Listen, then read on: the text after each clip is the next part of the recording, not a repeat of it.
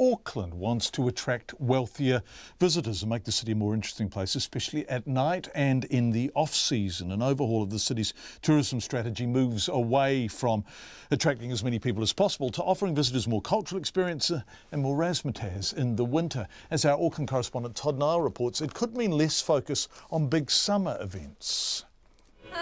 Auckland, it's beautiful, isn't it? Over the years, the pitch has changed. Auckland. The show never stops. But now the game has changed, with those in Auckland's $8 billion a year visitor industry signalling a new direction. It's less focused on increasing visitor numbers and more about increasing their spending, with a target to rake in $14 billion in 7 years' time.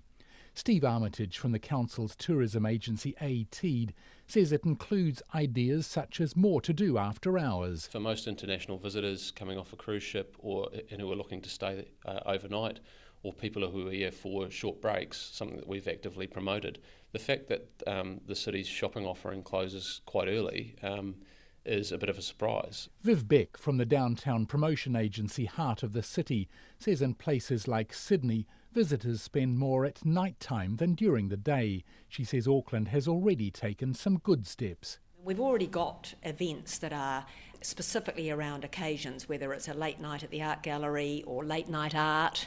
You know, at the end of the day, we have occasions that show that there is opportunity at night, and it's about how do we bring all that together. Viv Beck says the big Commercial Bay retail centre near the waterfront in Auckland's CBD is expected to have later hours when it opens next year, which will be another improvement. The role of major ratepayer subsidised events, such as the now defunct Nines Rugby League tournament, may become smaller.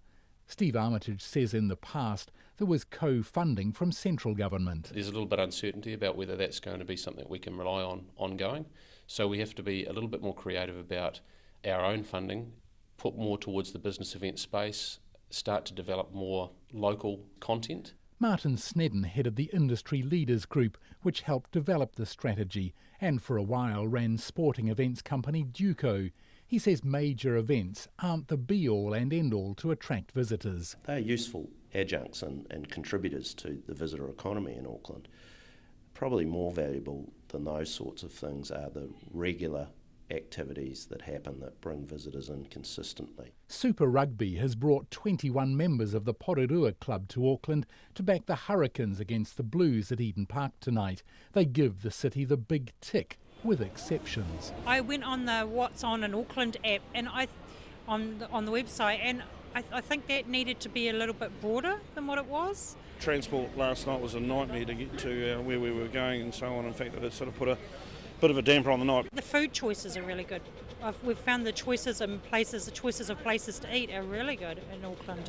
In central Auckland it's been really good. The tourism strategy says more effort should be put into attracting visitors in the off-season, mirroring a nationwide push. Steve Armitage says more needs to be built around Auckland's cultural mix, especially Pacific and Māori culture. And I personally have a view that there is still a lot to be gained from looking at Matariki as a property.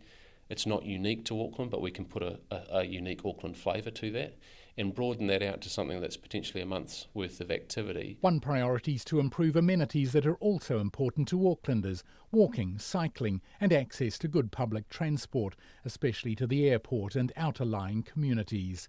At the moment it's just a strategy, but major players have an eye on the America's Cup and the APEC leaders meeting in 3 years' time as a target to make changes. I tamaki makoro mo te hōtaka o te ahiahi, ko Todd Nile tēnei.